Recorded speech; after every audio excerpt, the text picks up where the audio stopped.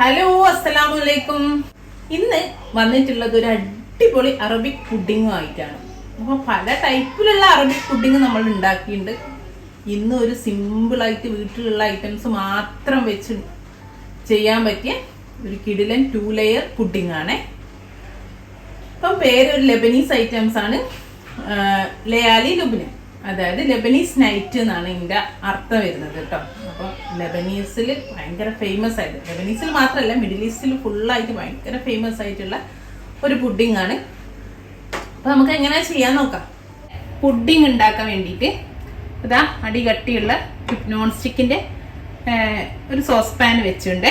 ഇപ്പോൾ ഞാൻ തീയൊന്നും ഓണാക്കി കൊടുത്തിട്ടില്ല, അങ്ങനെ തന്നെ വെച്ചിട്ടുണ്ട്. ഇപ്പം ഞാൻ നമ്മളെ സോസ് പാനിലേക്ക് 2/3, അതായത് ഒരു 10.5 ടേബിൾ സ്പൂൺ ഉണ്ടാവും. അപ്പോൾ 3/4 കപ്പ് എന്നല്ല, 2/3 ആണ്. ഒരു കപ്പിന് 3 പാർട്ടാക്കി അതിൽ 2 പാർട്ട്. അത്രയും റവ ആണ്. തരിയുള്ള റവ എടുക്കണേ, നൈസ് റവ എടുക്കരുത്, കുറച്ച് തരിയുള്ള റവ എടുക്കാൻ ശ്രമിക്കണം.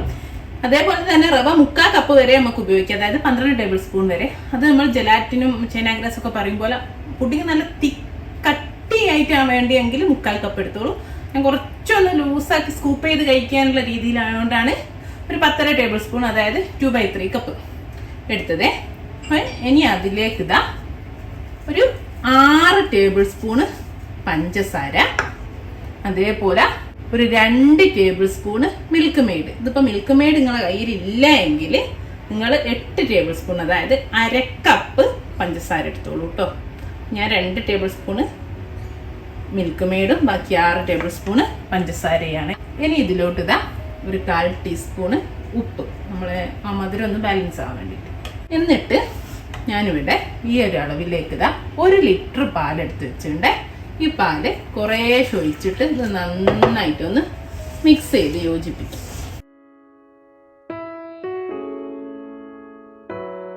നമ്മൾ പാലൊക്കെ ഒഴിച്ച് എല്ലാം ഒന്ന് മിക്സ് ചെയ്ത് കൊടുത്തിട്ടുണ്ട്.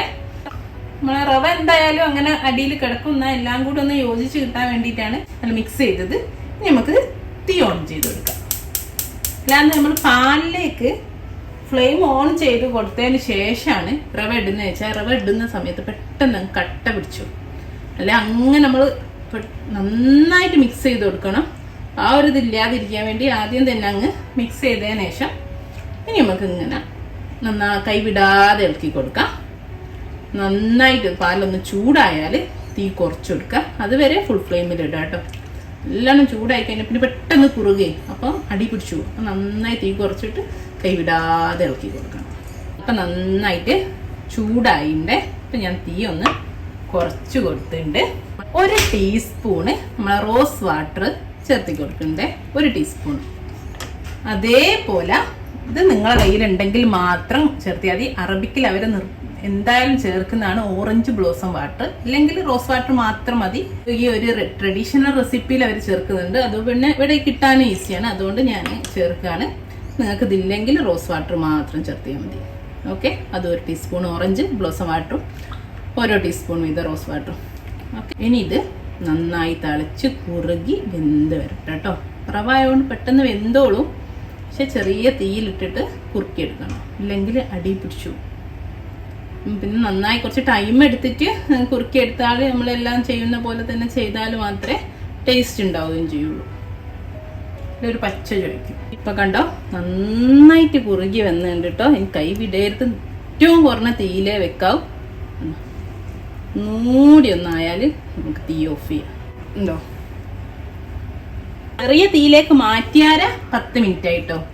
ഈ ഒരു രൂപത്തിൽ മതി. ഇനി ഇത് തണുക്കുന്ന സമയത്ത് വീണ്ടും കട്ടിയാവും. അപ്പം ഞാൻ തീ ഓഫ് ചെയ്യാം കേട്ടോ. കണ്ടോ ഇതിൻ്റെ ഒരു ഇതുണ്ടോ, ഇങ്ങനെ മുറിഞ്ഞ് ഇങ്ങനെ വീഴുന്ന ഇതിൻ്റെ മേലെന്ന്. അപ്പോൾ ഞാൻ പറഞ്ഞില്ലേ 3/4 കപ്പായാൽ ഇതിലും ഒന്നുകൂടി കട്ടിയാവും, നല്ല കട്ടിയാവും. അതുകൊണ്ടാണ് ഞാൻ അതിൽ നിന്ന് 2 ടേബിൾ സ്പൂൺ കുറച്ചിട്ട് റവ എടുത്തത്. തീ ഓഫ് ചെയ്തിട്ടുണ്ട്. ഒരു പുഡിംഗ് ട്രേ എടുത്തിട്ടുണ്ട്. ഞാൻ പറഞ്ഞല്ലോ നമ്മൾ ആദ്യത്തെ ലെയറാണ്, 2 ലെയറുള്ള പുഡിംഗ് ആണ്. അപ്പോൾ ആദ്യത്തെ റവയുടെ ലെയർ നമ്മൾ ഒഴിച്ചു കൊടുക്കട്ടെ. ഒഴിച്ചെടുത്ത് ഇനി നമുക്കിത് പെട്ടെന്നൊന്ന് ടാപ്പ് ചെയ്ത് കൊടുക്കാം. അപ്പോൾ നന്നായിട്ട് അങ്ങ് ലെവലായിക്കോളൂ. ഒന്നാമത്തെ ലെയർ ഇവിടെ റെഡിയാണ്. ഇനി ഇത് നന്നായിട്ട് തണുത്തിട്ട് 1 മണിക്കൂർ ഫ്രിഡ്ജിൽ വെച്ചാൽ നന്നായിട്ട് സെറ്റ് ആയിക്കോളും. എന്നിട്ട് വേണം നമുക്ക് അടുത്ത ലെയർ ഉണ്ടാക്കി ഇതിൻ്റെ മേലേക്ക് ചെയ്യാൻ. ഓക്കെ, നമ്മൾ ഫസ്റ്റ് ലെയർ പുറമെ ചൂട് തന്നെ ഞാനിപ്പോൾ ഫ്രിഡ്ജിലേക്ക് വെച്ചിട്ടുണ്ട്. അപ്പം ഇനി നമുക്ക് സെക്കൻഡ് ലെയർ ഉണ്ടാക്കാൻ തുടങ്ങാം. അപ്പം ഞാനിത് നേരത്തെ സെയിം സോസ് പാൻ തന്നെ വെച്ചിട്ടുണ്ട്. തീ ഓൺ ചെയ്ത് കൊടുത്തിട്ടില്ല. ആദ്യം തന്നെ നമുക്ക് സോസ് പാനിലേക്ക് ഒരു 3 ടേബിൾ സ്പൂണ് കോൺഫ്ലവർ ഇട്ട് കൊടുക്കാം. ഇവിടെ 1 കപ്പ് പാലുണ്ട്. ആദ്യം തന്നെ നമുക്ക് കോൺഫ്ലവറും പാലും കുറേശ്ശെ ഒഴിച്ചിട്ട് നന്നായിട്ട് അങ്ങ് യോജിപ്പിക്കും. 1 കപ്പ് പാലാണ് 250 ml. അത് കുറേശ്ശെ ഒഴിച്ചിട്ട് നമുക്കിത് നന്നായിട്ട് യോജിപ്പിച്ചാൽ. വേറെ പാത്രത്തിൽ കലക്കേണ്ട ആവശ്യമൊന്നുമില്ല. ആദ്യം തന്നെ ഇതുപോലെ ചെയ്യുകയാണെങ്കിൽ ഞാനൊരു 1/2 കപ്പ് തന്നെ ഒഴിച്ച് നന്നായിട്ടൊന്ന് മിക്സ് ചെയ്ത് യോജിപ്പിച്ച് കൊടുത്തിട്ടുണ്ട്, ലംസ് ഒന്നും ഇല്ലാതെ. ഇനി ഇതിലേക്ക് ഇതാ ഒരു 2 ടേബിൾ സ്പൂണ് പഞ്ചസാര ചേർത്ത് കൊടുക്കുന്നുണ്ട്. അതേപോലെ ഇതാ 1 ടേബിൾ സ്പൂണ് മിൽക്ക് മെയ്ഡും ചേർത്ത് കൊടുക്കുന്നുണ്ട്. എന്നിട്ട് ഇതും നന്നായിട്ട് യോജിപ്പിക്കണം. പഞ്ചസാരയും മിൽക്ക് മെയ്ഡൊക്കെ ഒഴിച്ച് നന്നായി യോജിപ്പിച്ച് ഇനി ഇതാ ബാക്കിയുള്ള പാലുണ്ടായിരുന്നു 1/2 കപ്പ് അതൊഴിച്ച്, പിന്നെ ഇതാ 1 കപ്പ് ഫ്രഷ് ക്രീം എടുത്ത് വെച്ചിട്ടുണ്ട്. ഈ ഫ്രഷ് ക്രീമും ചേർത്തി കൊടുത്ത് ഇതേപോലെ നമുക്ക് നന്നായിട്ട് യോജിപ്പിക്കാം. ഫ്രഷ് ക്രീം എന്നെ വേണമെന്നില്ല, നിങ്ങൾക്ക് തിക്ക് ക്രീം ഇല്ലേ നമ്മളെ പക്കിൻ്റെതും അൽമറായിൻ്റെ ഒക്കെ ഏതെങ്കിലും തിക്ക് ക്രീം വരുന്നുണ്ട്, അത് മതി. അല്ലെങ്കിൽ ഹെവി ക്രീം ഉപയോഗിക്കാം.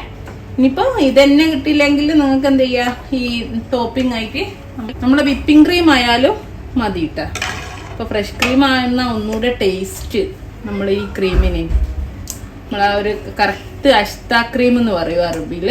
അവർ അഷ്ത ക്രീമാണ് ടോപ്പിങ്ങിന്. അതിൽ കറക്റ്റ് ടേസ്റ്റ് കിട്ടുന്നത് നമ്മുടെ ഫ്രഷ് ക്രീം ഇട്ട് ചെയ്യുമ്പോഴാണ്.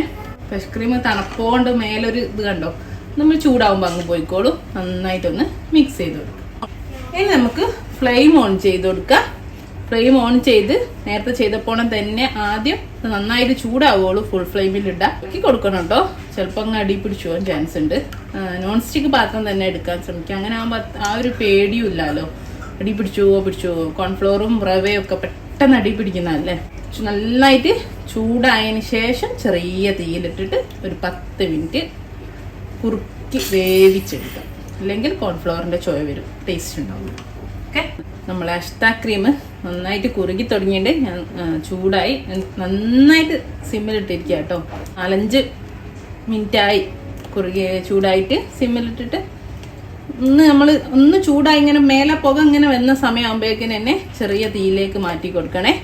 ഇനി നന്നായിട്ട് ഒരു 4-5 മിനിറ്റ് കൂടി ഏറ്റവും കുറഞ്ഞ തീയിലിട്ടിട്ട് വേവിച്ചെടുക്കണം കോൺഫ്ലവർ. പിന്നെ മധുരം നോക്കാം.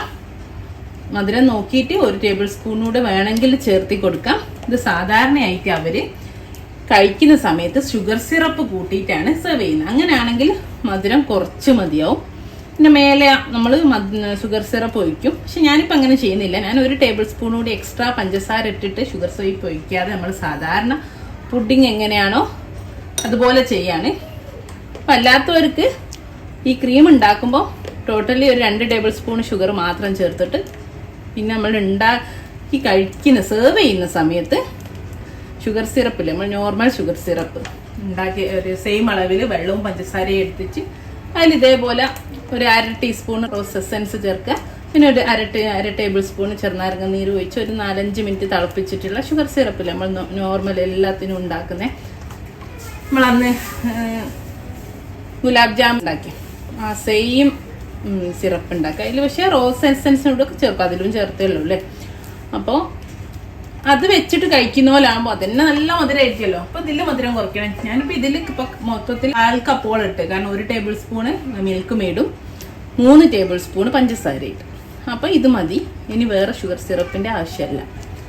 ഇനി നമ്മൾ ഇപ്പം ഏകദേശം ഒരു 8 മിനിറ്റോളായിട്ടാണ് നമ്മൾ ഇതിലേക്ക് നമ്മളെ പനീറില്ലേ, കോട്ടേജ് ചീസ് പനീർ, ഇത് ഓപ്ഷണലാണ്. ചേർത്താൽ നല്ല അടിപൊളി ടേസ്റ്റ് ആയിരിക്കും.